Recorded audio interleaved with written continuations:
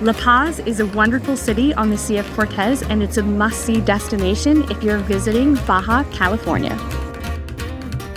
Here's the top 7 things to do in La Paz. One of the best things to see and do while you're in La Paz is checking out the Malecon or the boardwalk.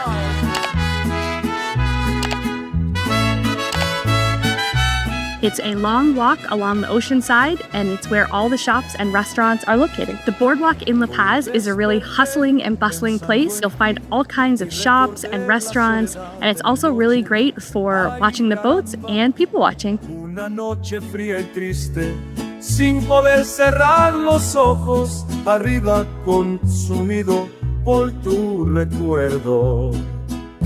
Escucha mi. If you happen to be visiting on a weekend, it's really awesome because there's a couple of farmers markets and little craft vendors and street sales happening along the Malecon. One of my favorite things to do here in La Paz is the bike trail. La Paz is a very bikeable city. The boardwalk has a paved bike trail, and it actually extends way past the boardwalk. And there's also several other biking trails throughout the city, making it really easy to get around. Don't worry if you don't have your own bicycle. There's several shops along the boardwalk as well as in the city that you can rent a bike.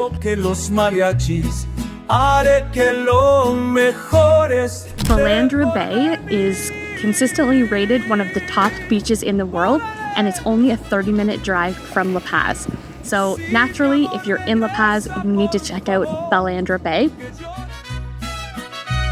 Si mi amor regresa, por favor, que lloren las guitarras. Balandra Bay is actually one of my favorite spots to go to the beach here in La Paz. The bay is free to access, but they do restrict the time. You can either arrive at 8 a.m. and stay till noon, or you can get in from 1 until 4. And they do that just to restrict the number of people so that the beach doesn't get too crowded, but also to help preserve the wildlife in the area. The water at Balandra Bay is amazing. It is crystal clear, turquoise blue. The water is very shallow, so you can walk and wade a long ways, and it's just really picturesque, really relaxing. There's lots of spots to sit and relax. They only allow, I think it's only 300 people. Definitely, if you're in the area, I would recommend check it out. The sun can be pretty intense there, especially if you're there in the afternoon, so you may want to bring your umbrella or your sunbrella. They do have some available for rent. And the great thing about that place is you can bring your own food and your own chairs and everything you need. There is also a spot to rent all that stuff or to buy food there, but they don't restrict you from bringing in your own cooler of food or beverages. There's a reason that Balandra Bay is rated one of the top beaches in the world, so check it out.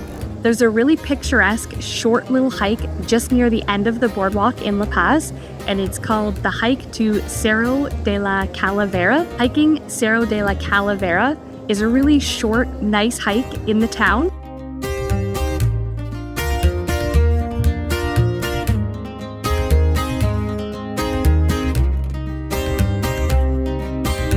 You basically go to the end of the boardwalk and near the skateboard park, cross the street, and you'll find a little path pretty much going straight up.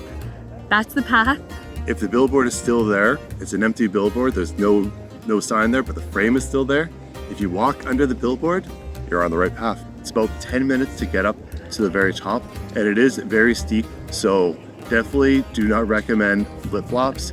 You can see the whole city of La Paz, but you can see the ocean, lots of boats, and there's also some really good picture opportunities within the rock formations or the caves that are there. La Paz has a bustling restaurant scene, so there's something for everybody here in terms of good eats, whether you like fast food, seafood, you want pizza, you want burgers, you want traditional Mexican, sushi, you name it. They have it here. There's even some opportunities for fine dining if that's your thing. And you can't be in Baja without having some Baja fish, whether that's Baja fish tacos, fish burgers, fish and chips.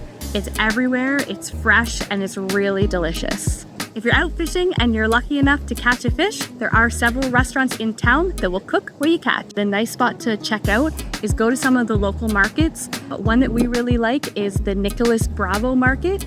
and they have a few food stalls in there that you can pull up a stool and eat with the locals. And they've got sopas, they've got empanadas, tacos, gorditas, whatever you want to try is available in this market. And they also have like fresh fruit and vegetables and meat and other kind of crazy fun things. Nicolas Bravo Market is really cool to go and experience. One of my favorite spots to go to. We had empanadas and we had sopas, which is not soup, it's something else. And if you're checking out the market and you're in the mood for a full pig head, they even have that.